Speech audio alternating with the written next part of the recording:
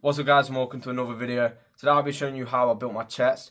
So if you see my transformation, then you know I've doubled my body weight. Went from 43 kg to 86. And one of the main muscles that significantly grew was my chest. I always get compliments about it.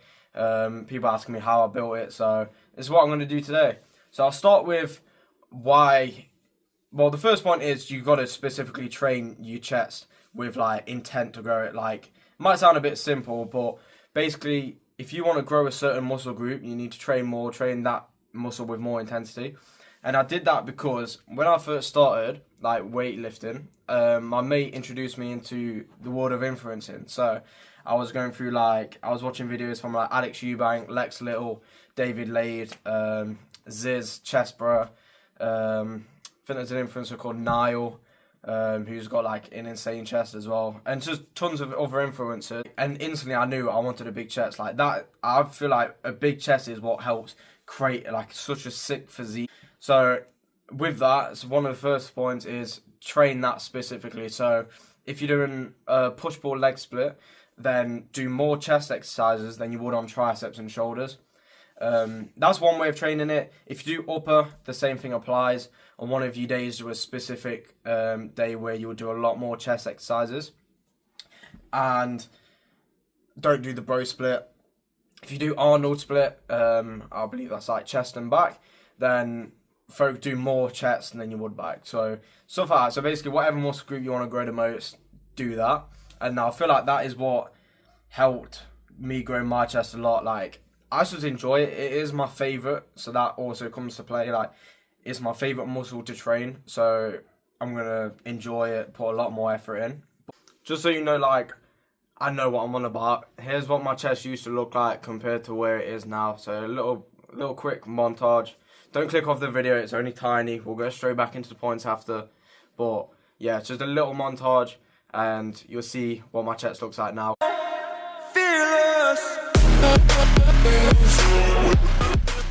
As you can see, my chest has changed quite a bit. It went from really small to being one of my best muscle groups. We'll go on to the second point now. So we'll do, what was the second point? I just told you guys. Oh yeah, increasing the weight and incline movements. So increasing the weight is what we'll start on first. So I always think it's good to add a movement on any muscle group at the start where you go for strength reps. So I do train more like bodybuilding, but I do think it's good to have like a heavy movement first. So with chest, I do like bench, or I do a heavy pressing movement, like a flat chest press. So what I think this is really good for, what helped me build my chest, is straight up adding weight, getting straight away, like you're pushing a lot, the intensity of the workout is instantly at a high. And then I always feel like doing that straight into resistance training just feels way better. So you have got different techniques. You can do it the other way. So pre-exhaustion is another method that you could use in regards to heavy movements and like resistant machines combined. So basically pre-exhaustion, I first found this out from watching an Alex Eubank video, but I like it, but it's not for me. So I prefer doing the opposite. I prefer going heavy and then light. So, well, not light, but more like cable isolation movements. So what pre-exhaustion is what you can try as well. Like I said, I don't personally do it. Is you use a isolation movement before doing like a chest press or an incline chest press. And basically what it does is just help like my muscle connection, like really helps like the blood go to the muscle straight away. But like I said, I do the opposite. So I go heavy and then I start doing my other stuff. So you want to be going around, well, I go around 5 to 6 reps. Sometimes on benching, squatting, stuff like that, I do more 3 reps, like 3 reps, 3 sets.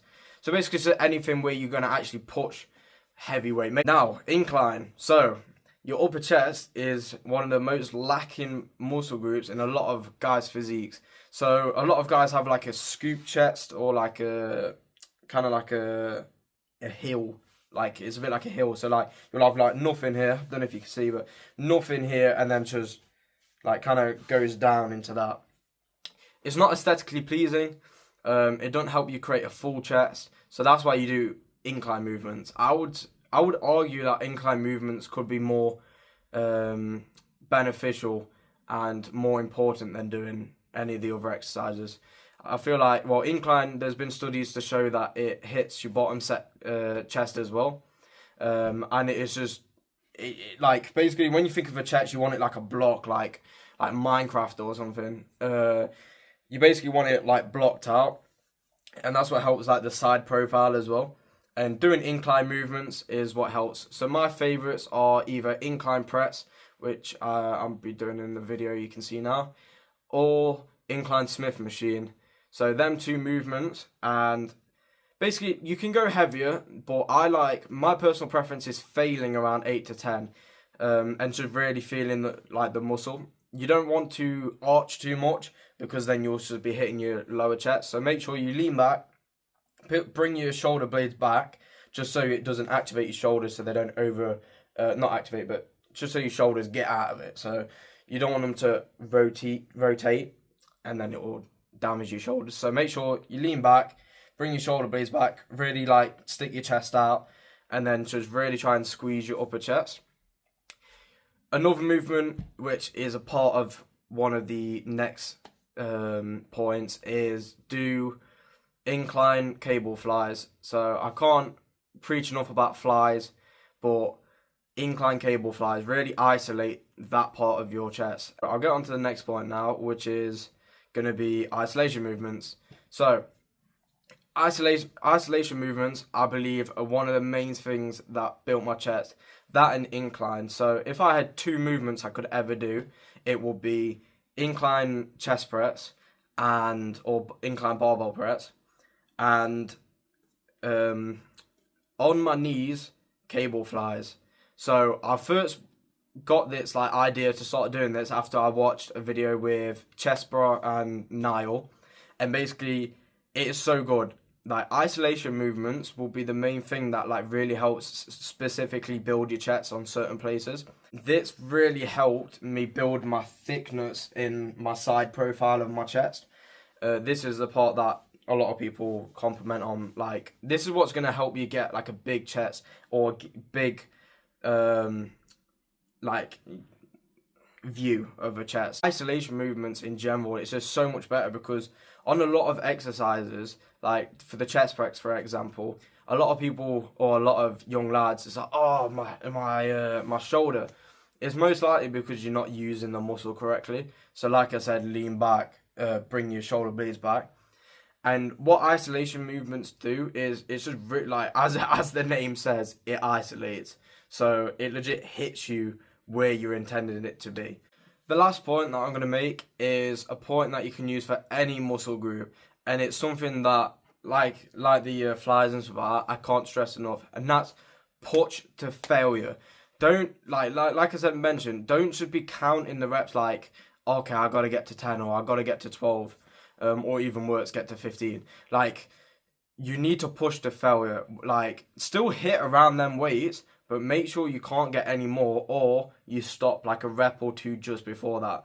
So it really is the main point in lifting. You've got to push yourself. If you don't push yourself, then you may as well stay at home and eat a can of Pringles or something like that. But yeah, that's the end of the video. I hope you all enjoyed it. I hope you take on what I say and just grow massive knockers.